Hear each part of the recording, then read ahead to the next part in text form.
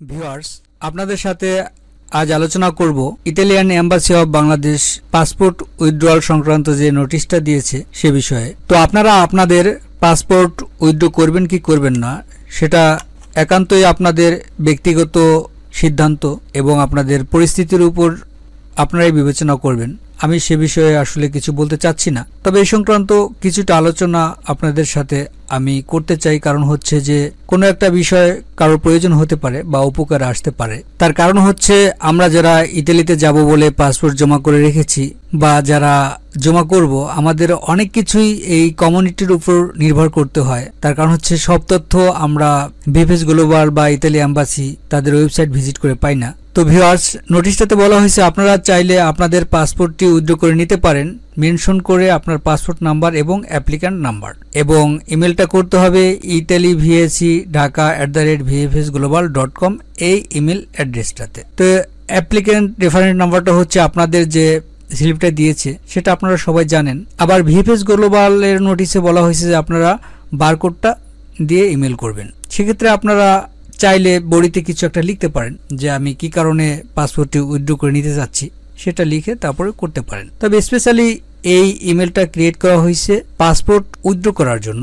আপনারা এই ইমেলটাতে ইমেল করলেই তারা বুঝে যাবে যে আপনি আপনার পাসপোর্টটা উইথড্র করে নিতে চাচ্ছেন। এবং তারা বলেছেন যে অতীতে আমাদের কিছু দেরি হয়েছে এবং এজন্য আমরা ক্ষমা প্রার্থী, কিন্তু এখন এই পাসপোর্ট উইথড্রয়াল প্রসিডিওরটা আরও বেশি সহজতর এবং ত্বরান্বিত হবে। এবং এই নোটিশটা দেওয়ার পরে কিছু লোক এটার বিরুদ্ধে যুক্তিসঙ্গত কমেন্টস করায় তারা আরেকটি নোটিশ পরবর্তীতে দিয়েছে। এবং এখানে তারা নোটিশটাতে এটাই বলেছেন যে অনেক বেশি ফেক নল্যস্তা পড়ার কারণে জেনুইন অ্যাপ্লিক্যান্টসদের কার্যক্রম ধীরগতিতে হচ্ছে এবং সেক্ষেত্রে আমরা কিছু পদক্ষেপ নিয়েছি। আমরা বড় একটা জায়গায় আমাদের অফিসটি নিয়েছি এবং আমরা কিছু অতিরিক্ত স্টাফও নিয়োগ দেব। এবং আপনারা যদি একটু বিবেচনা করেন তাহলে দেখবেন যে সত্যিকার অর্থেই তারা প্রতিশ্রুতি অনুযায়ী অনেকটাই কাজ করছে। কারণ হচ্ছে যে আমাদের অ্যাপয়েন্টমেন্ট সিস্টেমে পরিবর্তন এনেছেন, যাদের ফেক নল্যস্তা তাদেরকে অ্যাপয়েন্টমেন্ট দিচ্ছে না বা দিবেও না। তো যাই হোক, ভালো কিছু হয়তোবা আশা করা যেতে পারে কিছুটা হলেও। তো যে কথা বলতেছিলাম যে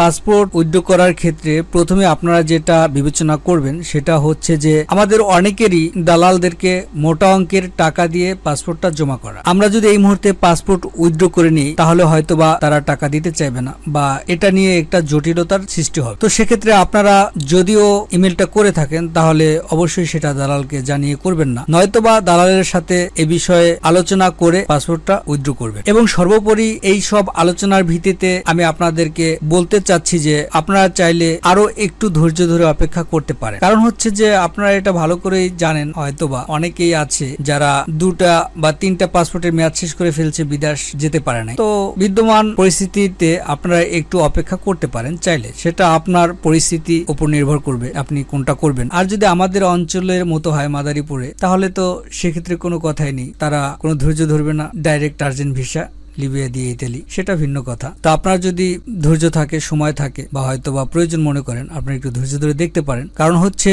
পিছনের কাজগুলো তারা একটু ত্বরান্বিত করে আর সামনে হয়তো বা ফেক নল্যস্তাগুলা জমা নিবে না। তো সবকিছু মিলিয়ে হতে পারে ভালো একটা সমাধানে চলে আসবে। তারপরেও তারা অপশন রেখে দিচ্ছে যে আপনারা যদি একান্তই ধৈর্য না কুলায় আপনারা চাইলে পাসপোর্টটা উইথড্র করে নিতে পারেন। তবে সেটা কিন্তু দায়ভারটা একান্তই আপনার উপর বর্তাবে। তার মানে হচ্ছে যে আপনি আর ইতালি যেতে চাচ্ছেন না, আপনি সজ্ঞানে স্বেচ্ছায় আপনার আবেদনটি উইথড্র করে নিচ্ছেন। এটার দায়ভার কিন্তু ইতালিয়ান এম্বাসি ভিএফএস গ্লোবাল কেউ নেবেন। তো ভিউয়ার্স, এই ছিল আজকের আলোচনা। আপনারা কোনটা করবেন একান্তই আপনাদের ব্যক্তিগত ব্যাপার। আমি একটু প্রয়োজন বোধ থেকে আলোচনাটা করলাম। ধন্যবাদ সবাইকে, ভালো থাকবেন।